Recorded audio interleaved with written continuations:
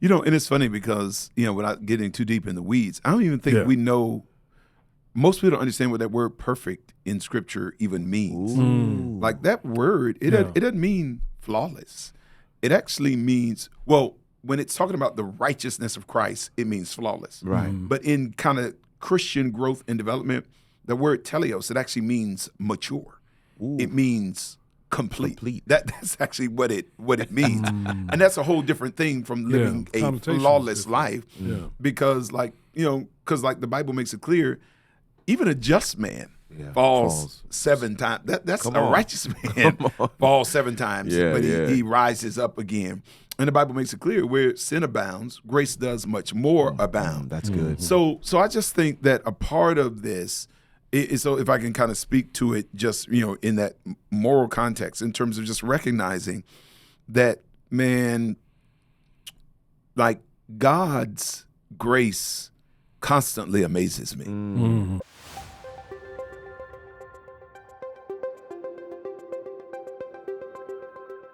Life can be fast-paced, strenuous, and flat-out overwhelming. Life transitions and taboo topics can make it hard to catch your breath. Welcome to Breathe, a podcast that enables you to slow down, get your bearings, and engage in real conversations where no topic is off limits. Breathe is presented by Breath of Life, hosted by David Person and speaker-director Pastor Debleaire Snell. Boom! What is up, my brother? Hey, what's good, gentlemen? Yeah, Yes, look indeed. At me and Kirk. Yeah. Oh. I didn't get included on the group thread today. Yeah. Now people have told me that's their favorite one. Yeah, with the big mic. Saying that. Yeah. I do love like this the one. graffiti, I like this style. one. Anyway, it is what it is. But they both are nice. They were. They're both Yeah, nice. absolutely. Welcome to Breathe. Welcome. David Person, Pastor Debleaire Snell, Pastor Kirk Nugent. Indeed. For those of you who are listening and not viewing, we were talking about the swag, the T-shirts. Yeah. We got T-shirts. Pastor Snell has a hoodie on. Yeah. And this is these are. I know people have asked about these. Yeah. Are we any closer to making them available to the public? We are a tad bit closer. I agree. So by the end of we were August. By the end of the month, we will have an announcement ready for you. Okay, good. Yeah. Good. That's great. So we are in the middle of this series called I Am Processing. I'm processing. And we're talking about just the decisions we have to make and some of the variables involved, some of the considerations. And for this episode, we're tackling the topic, I keep making mistakes. The same mistakes. The same mistakes. Thank same. you. Yeah, there's a clear distinction. Ooh. That's right. Ooh. The same mistakes. Talking about those things that we encounter over and over again. Now, what are we defining as a mistake? So, it's funny. I do think there is a distinction we need to make. Okay. Yeah. So sometimes what we define as a mistake is sometimes we struggle to know the difference between a mistake and an accident. Oh, okay. And an accident is kind of like this thing that just kind of happened because of maybe a lack of attentiveness or intentionality. It was just an error of sorts. But I think a mistake many times, what we term an accident is so mistakes can actually be decisions. Yeah. Like it is a choice that was made. Yeah. And perhaps it was uninformed. Maybe it was rushed. It was errant. Or maybe I had the data, or the data that would suggest it's good, but for whatever reason, the outcome kind of wound up being unforeseen in some ways. Mercy. So I just think, sometimes we need to kind of make sure that in order for the sake of accountability, because when I term it like it was an accident, Yeah. you know what I'm saying? Like, no, sometimes, a mistake was something that I participated in willingly, actively. I chose it. Yeah. But in retrospect, it was an error. Yeah, in order to say it was a mistake, you owned it. Right. You've already, you've claimed it. Yeah. In fact, yeah. Even somebody else saying to you that was a mistake, you haven't owned that yet. Yeah. Right. You have to agree in order for you to accept it as a decision that was made that was incorrect. Like, I accidentally knocked this Yeah. glass off the Right. table, or Right. you accidentally stub your toe. Yeah. But I do think it's just important to kind of recognize that mistakes, they're not just these random things that happen to us. But usually mistakes, there are times we are willful participants in things that wind up being mistakes. Yeah. Now, to be clear, for today's conversation, are we talking about mistakes in sort of a generic sense, or are we talking about what in a Christian context we would call sins? Ooh. I think we're talking about it all. Yeah. All All I of the think above. we're talking All about of it the all. above, yeah. I think there are certainly, sinful decisions that go against the express will of God that come with a certain set of consequences, kind of with them. You know what I'm saying? Not punishment. No. Just consequences. Yeah. But I think there are times where we make financial errors, mistakes. I think we make professional mistakes. We make romantic mistakes. I think they, and some of them are sinful and they show up in all those spaces. But I think some of them don't have a moral quality to them. That's it. Yeah. Outside Yeah. of the fact that, Yeah. okay, man, it just lacked judgment, or I did not seek counsel or spiritual direction in that way. So we're making a distinction. We're saying mistakes, but that could include anything from I keep overdrawing my checking account Yeah. to Yep. I keep slipping and smoking something Yeah. that I shouldn't be, or drinking something, Yeah. or doing something with somebody that I shouldn't be doing, and I know it. Or I keep dating the same person. There it is. There's It's- a good one. It's Yeah. They have different names, Right. but it's the Same type of person. Same type of person. Yeah. And so and the reason I think this is critical because so human nature, because I think it's interesting. I think in this information age, self-help age, podcast age, like there is I don't think it's a biblical, but I'm sensing a different level of condemnation just on people who make mistakes. Like there is this language of you should have known better, ... But I just do think, and so I think if I can frame this, like even the Bible says God remembers our frame. And he knows that we are but dust. So like I think a part of the human experience is to make errors. Like we are going to make mistakes. Right. We are going to fall short. We are going to get it wrong. Like that is a part of the human experience. So I guess what I'm trying to kind of make it clear is there is just, I don't care how many TED Talks you listen to and motivational talks you got with somebody in a tight T-shirt that's in perfect physical shape, that professionally seems to have it all together. Yeah. Everybody makes mistakes. Everybody. There is nobody that has it all together, right? But I do think that a part of this conversation is the recognition that we all just have, I guess, certain flaws or a certain shortcoming. Maybe it is because of the way we were raised. Maybe it was a genetic predisposition that was passed down. Maybe it is a cultural perspective or upbringing. So there are certain people, for whatever reason, depending on how you were raised to view money, make repeated financial mistakes. Mercy. There are some of us that saw a certain romantic dysfunction in our parents. Yeah. And your understanding of what a healthy relationship looks like is so bent Mercy. that there is a level of messiness and discord that keeps us coming to the same conclusion because we don't even really know what to look for in the genesis of it. Mercy. You catch what I'm saying? Yeah. I think some of us can be so ambitious.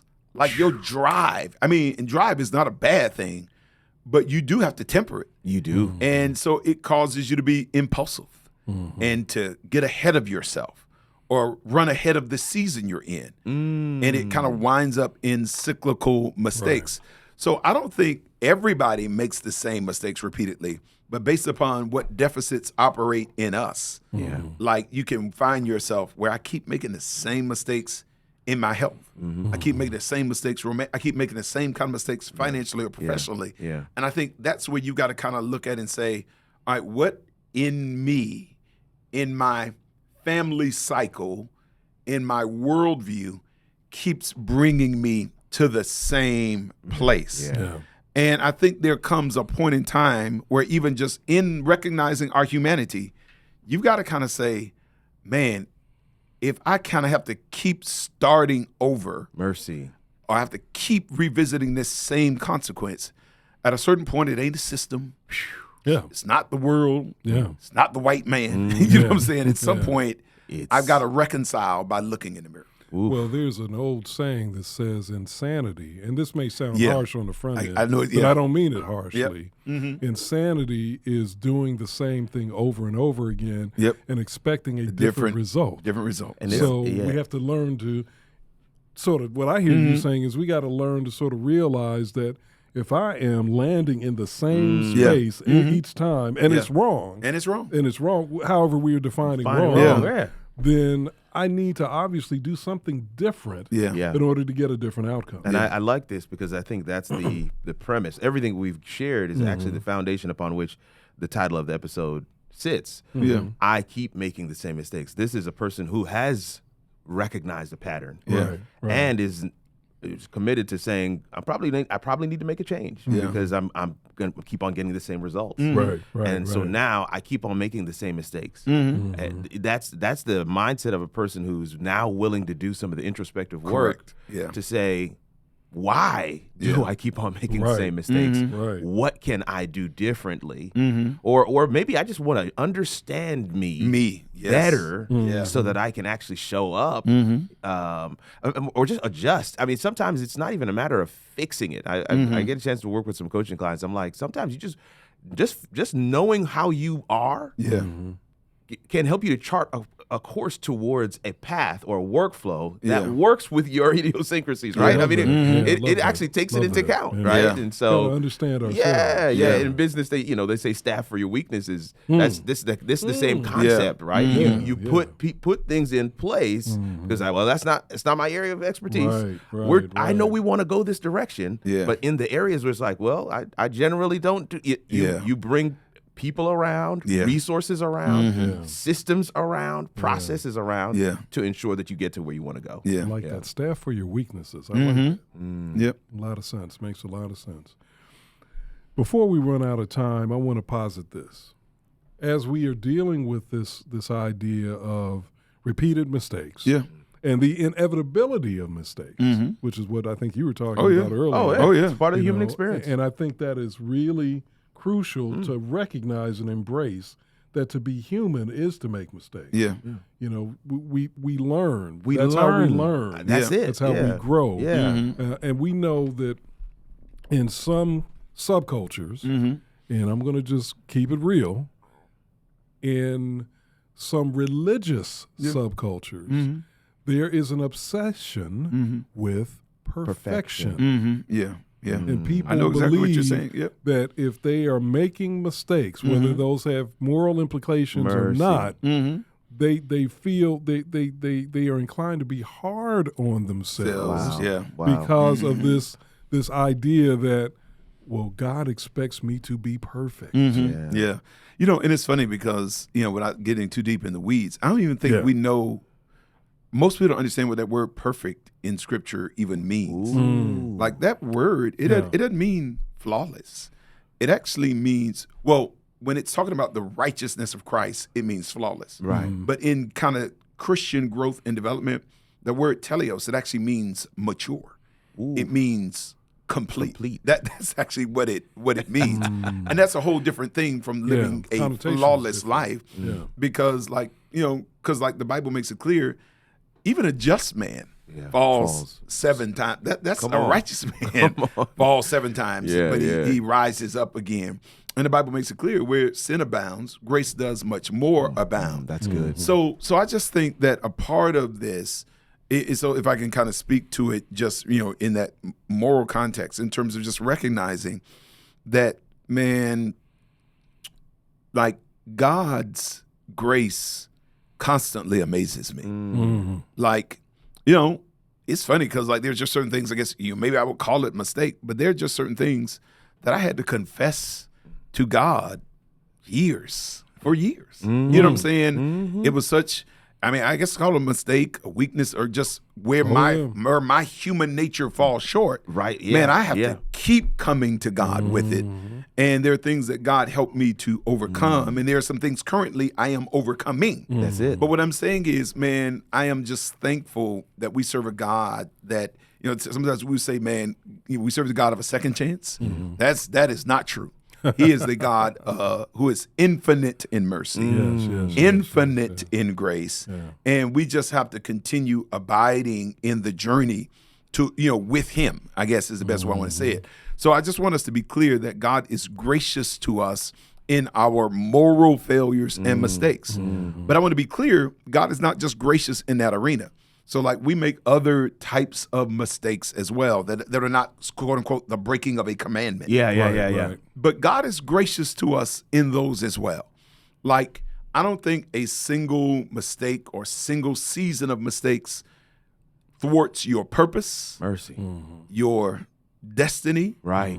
I don't think it invalidates the path or even the purposes that God has for you. Like I just think God calls us knowing who we are. Everything. Yes. He is not uninformed. Right. He knows all of the data. Like, so when you look at the people he called, like he called Peter kind of knowing all of his biases. Mercy. And what he was going to have to work Peter through in order for him to be a powerful vessel for him. And his mistakes and his missteps and denying the Lord. Like he knew that day was coming when he called him by the sea that day. Right. He had all that in mind and said, I'll still take Peter. And so what I'm saying is, I just think it's just very critical to recognize that maybe you've made financial mistakes, relational mistakes, professional mistakes, so on and so forth. I just need you to be clear that that does not invalidate your future, your path, or your purpose. Because one of the things I know that some of us will do is we will actually disqualify ourselves. We'll make ourselves ineligible because we think we've made too many mistakes. But I need us to realize that God is a merciful God. He is gracious. I tell people, I feel like his grace is elastic. Meaning, you know what I'm saying? You know how it is? Thanksgiving Day, Christmas Day. You don't sit down in your fitted pants. No. You sit down in them sweatpants. They have a little elastic. They can grow with you. And I think, man, the grace of God is elastic in that way. It doesn't restrict, but man, it can cover whatever is overflowing. You know what I'm saying? And so I just want us to be clear that it doesn't. All of us have made mistakes. And so, but I think the idea is that I want to communicate. This is my belief. I think all of us repeat the same mistakes. That's my point. That's my belief. I don't think all of us repeat the same mistakes. But I think based upon your deficits, your sinful nature, your flaws, your upbringing, some may make the same mistakes financially. Others may make the same mistakes spiritually. Some may make the same mistakes relationally. But I think it speaks to whatever that deficit is in you. But what I'm saying is there is grace for you. And I think you mentioned something, maybe kind of that, what's the term you use? Putting in the work. And that's why I think sometimes sitting down with somebody may be very helpful for you in understanding what in my upbringing triggers me to keep entertaining people that don't mean me well. Wow. What in my makeup, makes me, man, so reckless in this way? What was it about me, or what brokenness am I working out that causes me to, every dime I get, man, I got to treat it as if it's my last. You kind of get what I'm saying? All of us kind of have these different things. And I just think that wherever our deficits are, I think that's going to speak to where our mistakes continually show up. And I think sometimes we don't even realize what's operating in us that's causing it. Some of it is sinful, but other parts of it is just brokenness that needs to be addressed. very powerful. Yeah. I had a very as we close, I had a very enlightening, eye-opening conversation with the late Pastor T. Marshall Kelly one day. This was a number of years ago. We were sitting in his office when he was, I think he was the temporary chaplain at Oakwood at the time. And we were just talking, as we sometimes did. And he confessed something to me that had been a struggle for him. And the way he was framing it, he was like, and it's still a struggle for me. And I thought, man, this is Elder Kelly. Yeah.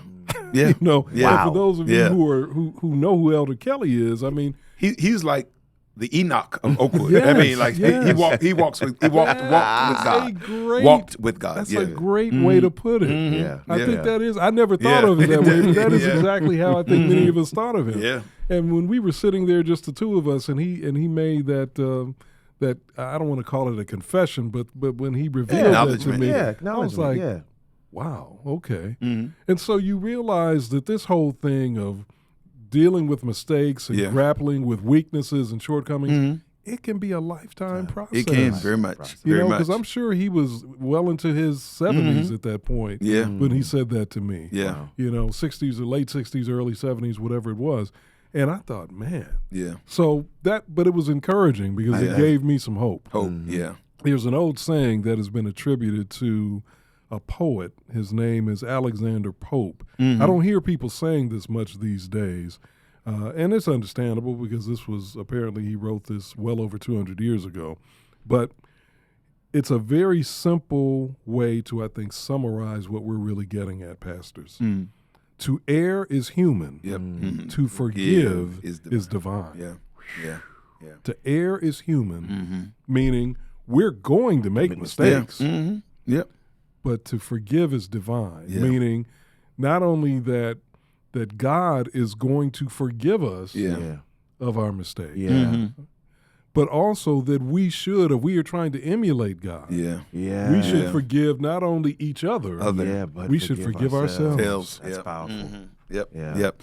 And I just think you see that, you know, it's funny because there's just certain things that are generational. So you think about like Abraham, he would have this thing where like when there were a couple scenarios where they found themselves in foreign territory with people who were interested in his wife Sarah. And he'd be like, yo, that's my sister. You know what I'm saying? And you see essentially Isaac and Jacob carrying out, not so much in Isaac, but you see Jacob carrying out some of that same kind of treachery, trickery, deceitfulness. You know what I'm saying? So I'm just like, they're just certain patterns. Well, Isaac did do the same thing with Rebecca. Isaac did the exact. That's right. Isaac did the exact same thing with Rebecca. I'm like, where'd he get that from? You see what I'm saying? Yeah, so exactly. I just think there's certain. You know, it's funny, and that's why some people use the term generational curses. I think somebody well informed me it's more of a generational cycle. Because essentially, in your upbringing, your parents, your grandparents, your uncles, in some ways, you know what they do? Through the way they live, they hand you a script. That's it. They're not physically. They're not giving you a manual, but by the way they live, they're giving you a script. In many ways, sometimes we're repeating kind of errant, broken behaviors because it's what we learn, or it's all that we know. But I think at a certain point, that's where, especially, hopefully, Christ comes in and brings enough illumination into the life to realize, okay, man, as I'm walking in the light, I realize there's a more excellent way to go about this. And I repent, I turn away from it. Repent. That's and I choose a different path and stuff. So, but it's funny because even in the righteous family of Abraham, you see certain sinful things kind of passed on. That's right, man. So as you are processing, this whole idea of why do I keep doing this? Why do I keep making this mistake? We're saying to make mistakes is human. We're saying that God gives grace. And that we should give grace to ourselves. And also do some reflection. Do some introspection. But even as you do that, give grace to yourself and give grace to those around you who may also be doing the same thing. Repeating mistakes. So as you consider all this, stop, pray, and breathe. Breathe is produced by David Person for Breath of Life. Executive producer is Debleaire Snell, and sound engineer is Kirk Nugent. Audio episodes of Breathe can be found on Apple, Spotify, or Google Podcast platforms. For video episodes and extra content, check out the Breath of Life YouTube channel. Breath of Life is faith-based content, resources, and programs from a contemporary urban perspective for those looking for hope and guidance. We believe that every breath we take is a testimony that God is consistent, that He loves us, and has a plan for our lives.